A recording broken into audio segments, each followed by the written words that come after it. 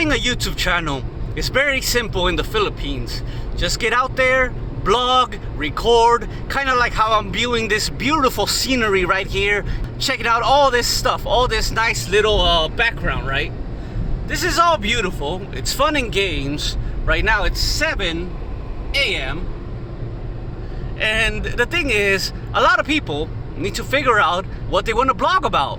Before starting a channel, make sure you don't have anything going on in your life, or at least be wary about what you're gonna put into the internet before anybody comes out and criticize you. Because regardless, people will criticize you no matter what you do. So, whether it's exposing scumbags, or e-begging for money, or scamming your subscribers, it's all gonna be falling to the same side. It's just different spectrums. So, the thing is, the interaction with subscribers, keep it to a minimum. That's one main rule that I do. I always keep my interactions to a minimum with subscribers. Always do not tell your personal lives, because people love you or hate you or stalk you. And I'm not, because there are people who love your videos and they will stalk when it's scary sometimes. And they'll probably be worse than your enemies. Worse. Because, you know, some people are weird like that. So, I don't get it how there's these bloggers putting their life out there and they don't expect any feedback, any backlash in their lives. They don't expect it. For some reason, I don't know what they are thinking in their life. It comes off very strange when they themselves don't know what they're doing wrong. They don't know what they're doing wrong. They screw up, they mess up, and then when they get exposed, they start crying like little babies. Not only they start crying like little babies, they are so defensive, and it's hilarious. The mental capacity of some bloggers. They don't even, like, for example, when the guy did a sexual bachelor course, analyzing women or putting vibrating eggs on them, he thought he was the victim. For some reason, he was the victim. It was really strange. Like, what the hell? Or when, you know, there's a guy that comes out in public with a questionable woman, and people are like, who's this little girl? And they don't know. You know, in their mind, they think that this is normal. In their mind, they think all this shit is normal to them. And that's one thing you gotta watch out for. People will lash out at you if you're making YouTube videos here in the Philippines, especially in the Philippine YouTube community. There's a lot of trolls in the community in the Philippines, especially in the Philippine genre. And all these trolls are actually, a lot of them are great people, I would have to say. I know that there's fights between trolls here and there in the community, in the Philippines-based community. For me, I just try to stay neutral with everybody, because, you know, some people tell me go against this guy, go against that guy, and some people, you know, they're like, why you have double standards? And I'm like, you know what? Sometimes it's best to have your own Fidel Castro. Sometimes it's best to have your own Osama bin Laden. Sometimes it's best to have your own Kim Jong-il running around. Neutrality. Keep your channel neutral. Unless you want to go against something, like, let's say, scammers or something like that, then that's your thing. That's your prerogative. I'm glad that there's a lot of brand new channels out there that are also exposing these people, and I'm happy for it. I'm happy that there's people out there who actually care about the Philippines, and actually care about the people, and actually care about the morals that is going on. I am no moral person myself, and I am far from it, but at least I admit to it. At least I'm open about it. Unlike some people who pretend they're Mr. Clean, but they got some crazy shit going on in their in their lives. Like embellishing their service, or for example, you know, running scams with farms, or for example, you know, like the frog, making these courses, like, and doing paid one-on-one consultations illegally. Those things are easy to exploit and to get. You guys have to know this from a subscriber point of view, that a lot of these guys are out here to make money out of you, take your money. They don't give a damn about you. They seriously don't. Of these foreigners making their girlfriends do YouTube, it's because they can pay their own tab. They are a minimum work standards, you know, they have minimum budgets, so they make their girlfriends make that money for them.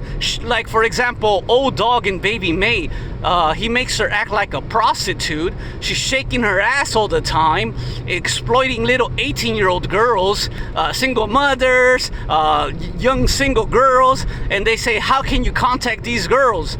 Now you got guys pimping out women like Sunshine Shoulders. I'm sorry to say this, but you know, come on, man. When you're putting a 22-year-old virgin who never had a boyfriend in her channel, like, dude, come on, bro. That too. You know, I have to be fair. If I'm calling one out, I gotta call the other one out as well, you know, because some people are gonna say I'm double standards. It's more of matchmaking, and it's pretty illegal in the Philippines, especially when these guys like Old Dog New Tricks or Geo in the Philippines, they love to exploit these women. Say, oh, single girl, single sexy girl in the Philippines, let her put her some makeup, put some bikini on her, and yeah, just let her fucking shake her ass off, and let the super chats come in, let the donations come in. Because I know that for sure they do some introductory services to the highest bidder, and that's what they do. I'm telling you, that is what they do. What do you think their channel is for? They're hiding it. It's a matchmaking service. They make them pretty, they put makeup on her and all that shit, they color their hair, all that stuff, just so they can be on YouTube. And I guess they work out deals in, you know, from behind the scenes, because obviously stupid ass subscribers are gonna be sending money. And I'm wondering, why do these simps send money? If one is gonna send money, I bet you there's 100 that will. These foreign men who never came to the Philippines are so desperate and insecure that they need to get an introductory service. All you need to do in the Philippines is just step outside and be nice to the people, and that's it. A lot of guys started out with great channels, even including the old dirty dog Paul. He started out great. He was a nice guy, but then he just started acting like a piece of shit ever since that prostitute showing up. It's all soft prostitution. That's what it is. If you don't want to get exposed in the Philippines, have some thick skin and stop putting your life on YouTube. Since I'm driving by Fields Avenue, I have to say, do not use YouTube as your main source of income. Just put it as a hobby. YouTube already pays well enough. There's no need for me to start to beg or none of that crap. Whatever they say, YouTube pays good enough to be a hobby, because that's what it should be, really. Unless you're actually teaching people how to do things, then of course, you know, people do their super chats and all that stuff. I don't have nothing against that whatsoever. But if you're out there hinting light the bills, you're hinting projects, you're hinting new channel improvements, then no, then that's begging. For me, what did I do when I did my projects and all that stuff? Was I asking any one of you? No, I just did it straight away and blogged it and tell you guys about it when it was finished. Easy, right? Why put your reputation at risk?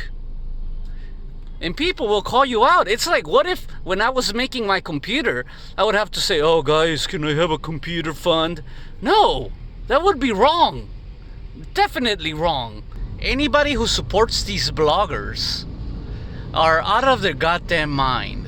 You're telling me that these guys, they come from a first world country to a third world country to beg.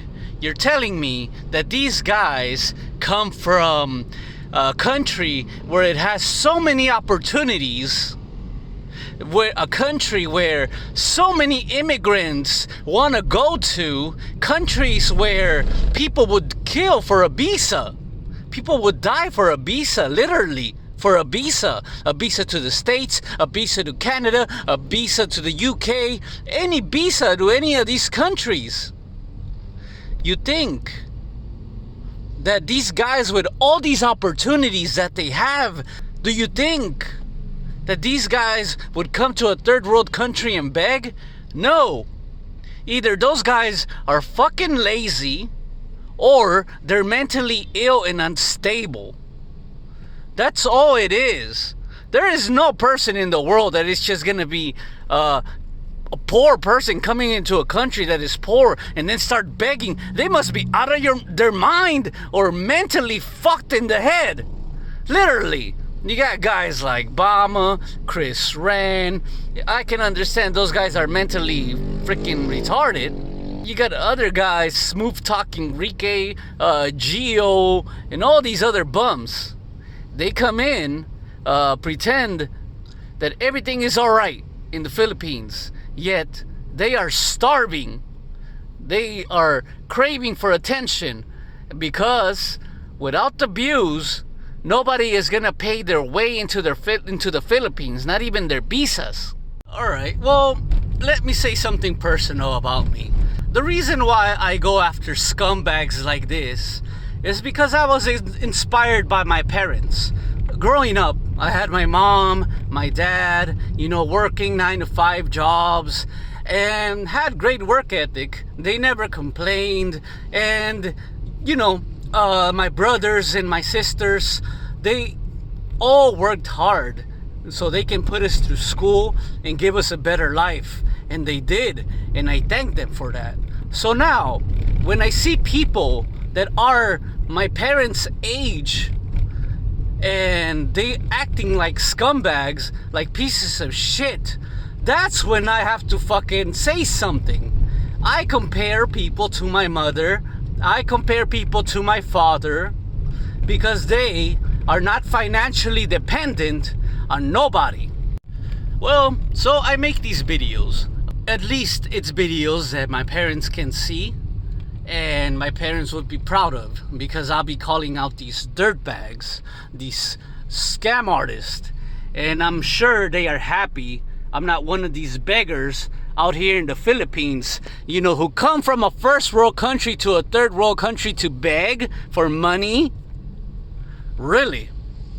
At least, if my kid grows up or something like that, he will see what type of people not to associate with, the type of, or how to tell a scumbag from a regular person who likes to work. I don't really care much about what a lot of people think, because it's my hobby, and at the same time I'm just all about showing how it is here living in the Philippines. I wonder why these guys, the same age as my parents, and they're acting like scumbags, running around being pieces of shit and begging. I don't get it. Zero ambition in their life. This is Andy Omar signing out. Peace.